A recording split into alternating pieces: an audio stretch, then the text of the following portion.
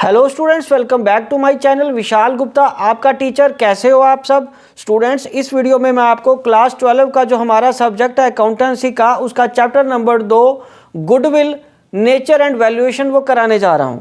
तो स्टूडेंट्स, सबसे पहले हम स्टार्ट करेंगे गुडविल के मतलब से। बच्चों, goodwill is an intangible asset which places an enterprise at an advantage due to which the enterprise is able to earn higher profits without putting extra efforts. तो मतलब गुडविल एक वो इंटेंजिबल एसेट है जो एंटरप्राइज को मदद करती है एक एडवांटेजियस पोजीशन में पहुंचाने में, ताकि वो हायर प्रॉफिट को अर्न कर सके बिना कोई और एफर्ट लगाए। ठीक है बच्चों, चलो अब हम आगे बढ़ते हैं। Goodwill is the reputation of the business. Goodwill क्या होती है? रेपुटेशन ऑफ द बिजनेस होती है, जो कि मनी टर्म्स में कन्वर्ट की जा सकती है। मनी टर्म्स में हम बताते हैं। ठीक है जी। सो अब हम बढ़ते हैं इसके फीचर्स या करैक्टरिस्टिक्स की तरफ। फीचर्स या करैक्टरिस्टिक्स की बात करेंगे तो सबसे पहले हम इसको बात करते हैं कि ये एक इंटेंजिबल एसेट होती है।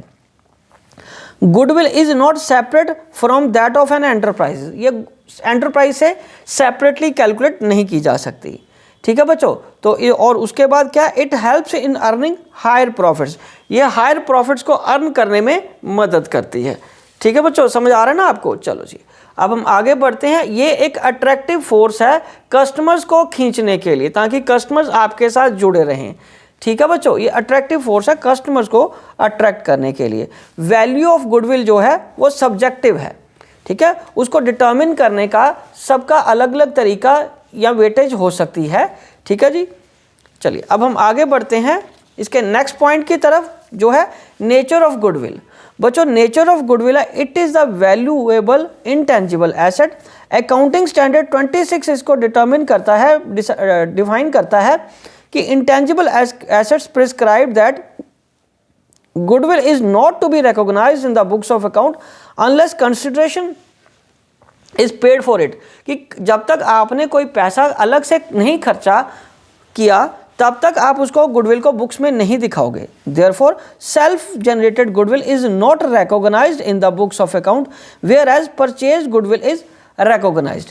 सो need for valuing goodwill when there is change in profit sharing ratio. Need का मतलब कब जरूरी होती है गुडविल को वैल्यू करना?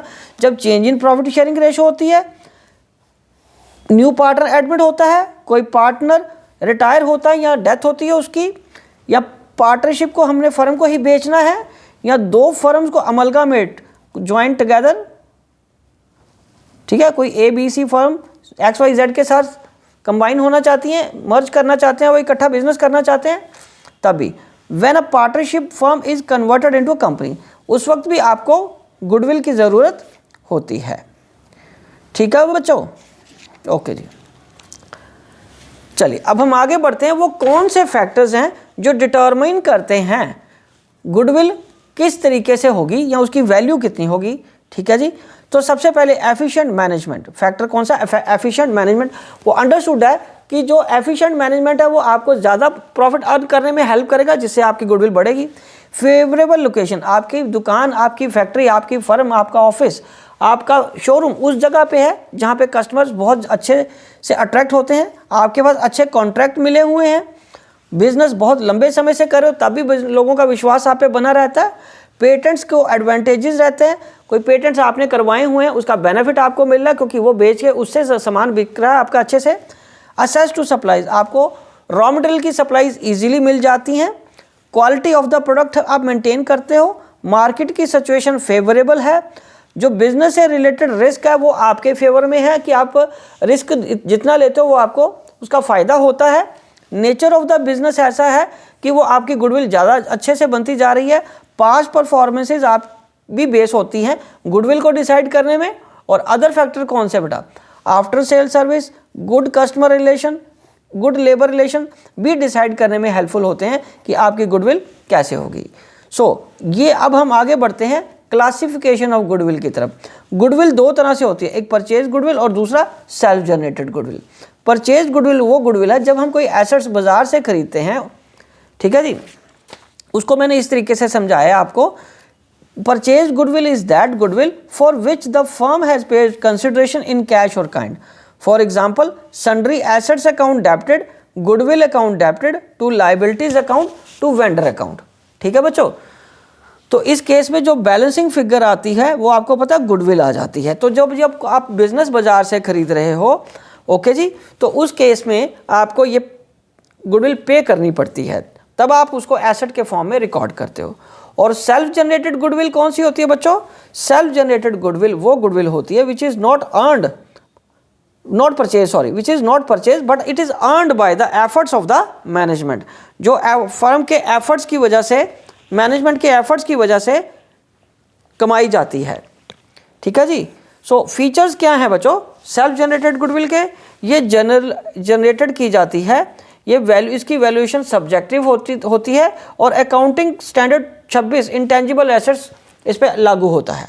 ठीक है बच्चों, तो अब नेक्स्ट टॉपिक क्या है हमारा, वो है methods of valuation of goodwill. ठीक है बच्चों, methods of valuation of goodwill, तो इसकी हम बात करेंगे। इसमें हम सबसे पहले अगर देखें तो कौन सा मेथड है? Average method. तो एवरेज प्रॉफिट मेथड में आगे दो तरीके से हम कर सकते हैं, सिंपल एवरेज और वेटेड एवरेज। ठीक है जी। और दूसरा मेथड कौन सा है? Super profit. और तीसरा मेथड कौन सा है? Capitalisation method. तो पहला मेथड ये, दूसरा सुपर प्रॉफिट और तीसरा कैपिटलाइजेशन। एवरेज प्रॉफिट के भी जैसे दो आगे सब पार्ट्स हैं, उसी तरह कैपिटलाइजेशन मेथड के भी दो पार्ट है, कैपिटलाइजेशन ऑफ एवरेज प्रॉफिट और capitalisation of super profit.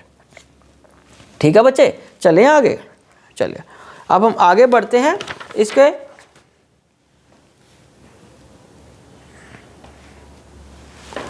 Simple average method के फॉर्मूले की तरफ। तो बच्चों सिंपल एवरेज मेथड का जो फॉर्मूला है वो क्या कह रहा है हमें?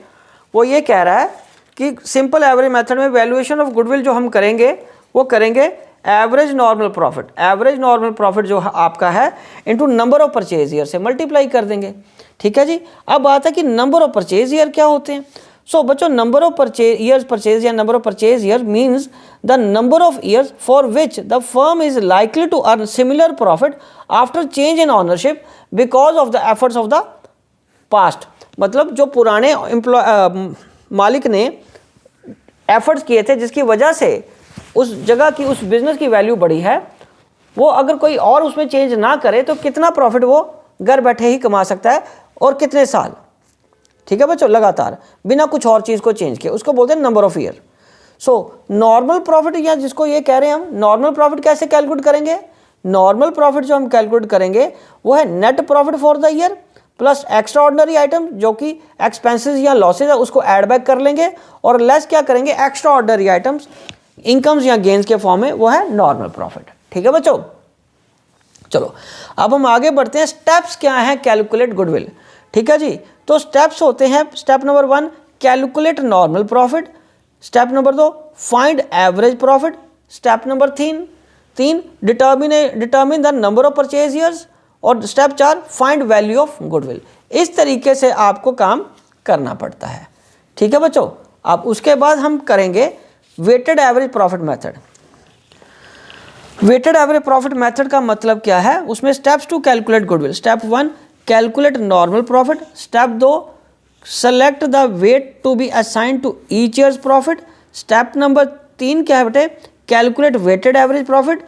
ठीक है जी। और step number 4 find the value of goodwill. और गुडविल कैसे की जाएगी? Value find weighted average profit into number of purchase year आ जाएगा। ठीक है बच्चों। तो नॉर्मल प्रॉफिट को कैलकुलेट करने का तरीका वही है जो पीछे किया, वो बार बार वही रहेगा, उसको चेंज करने की या दोबारा लिखने की हमें ज़रूरत नहीं पड़ती। ठीक है जी, वो उसी को में ही हम समझ लेते हैं और हर बार नॉर्मल प्रॉफिट वैसे ही कैलकुलेट होता है। चलिए अब हम आगे बढ़ते हैं बच्चों, सुपर प्रॉफिट मेथड। तो बच्चों सुपर प्रॉफिट मेथड के क्या स्टेप्स हैं? स्टेप नंबर 1 सबसे पहले कैलकुलेट एडजस्टेड प्रॉफिट, जो कि हम एवरेज मेथड प्रॉफिट में भी समझ चुके हैं। Step number 2 calculate actual capital employed, या एक्चुअल कैपिटल जो है वो हमें ढूंढनी पड़ेगी, क्वेश्चन में गिवन नहीं है तो कैलकुलेट करनी पड़ती है एसेट या लाइबिलिटीज़ को माइनस करके।